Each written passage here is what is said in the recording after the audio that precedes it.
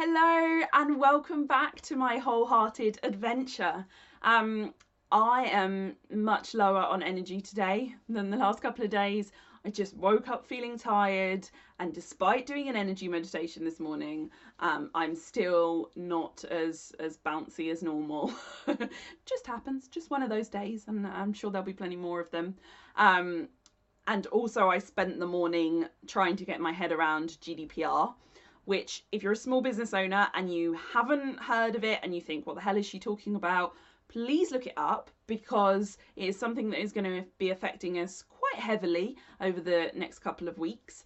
And so I've been digging into some information. I found a really good Facebook group which is called GDPR for Entrepreneurs, that talks lots of resources about it.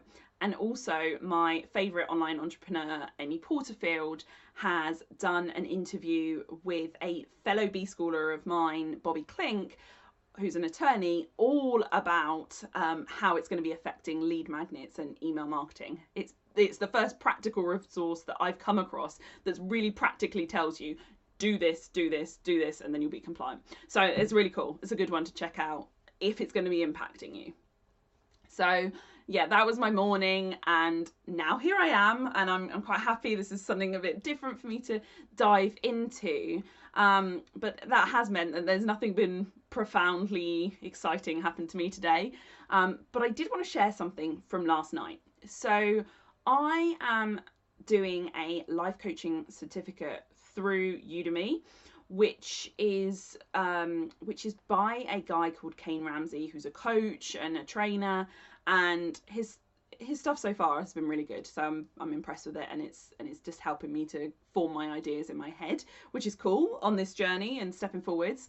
But basically, the module last night was all about our core identity, and I have done some work on this before, but last night it just kind of put it in a different frame, a different perspective, and really got me thinking about the different roles that usually we come up with when someone asks us the question, who am I? So if I was to ask you that question right now, who are you? Maybe stop the video and just take a second to think about what your answer would be. Usually what happens, I know this is how I defined myself before, is it was like, I am a marketer, I am a wife, I am a sister, I am a child, I am a friend. So we come up with all these roles, and usually we've associated a meaning to those roles, if you like. We've got a definition of what a sister should look like, or we've got a definition of what a mother should be like.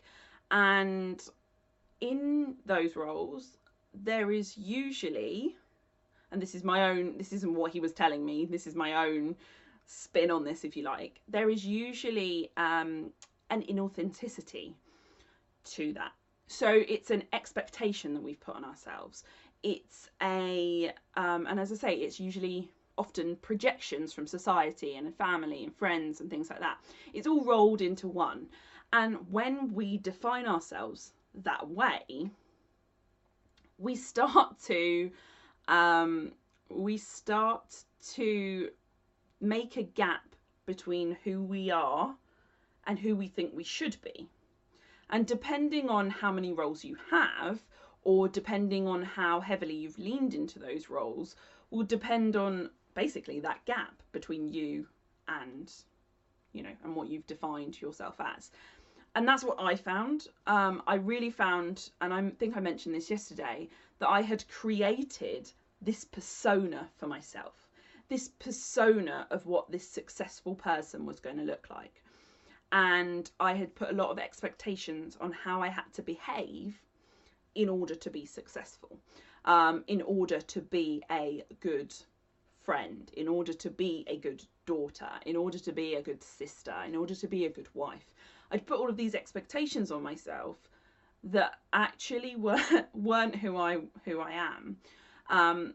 So basically, when you start to break that back, and you start to look at what's underneath, that is some very, very deep and powerful work, and definitely something I would recommend going through with a coach, because it'll really help you to kind of crack that open and look objectively. But actually you can start to see underneath what is genuinely true for you. So for me, now when asked the question, who am I am a loving, caring individual. I am a growing spirit, if you like. I'm a growing soul. Those are the things that I am, not the roles that I've placed on myself.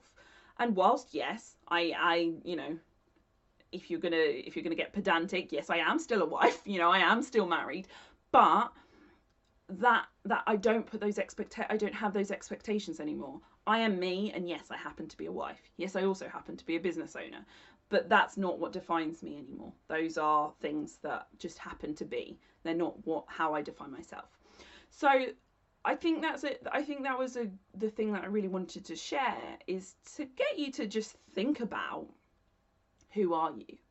And if you are feeling brave enough to share it in the comments, please do. I'd love to hear it, and see whether, you know, see how you feel about that kind of concept. And if not, it's no problems. But I would say try and do it for yourself and think about it for yourself, because it really is just gets you thinking. Just gets you thinking about that gap, and also that that definition of who you are. So that's all I wanted to share today. I hope you have a lovely evening, and I will be back tomorrow. Thanks a lot.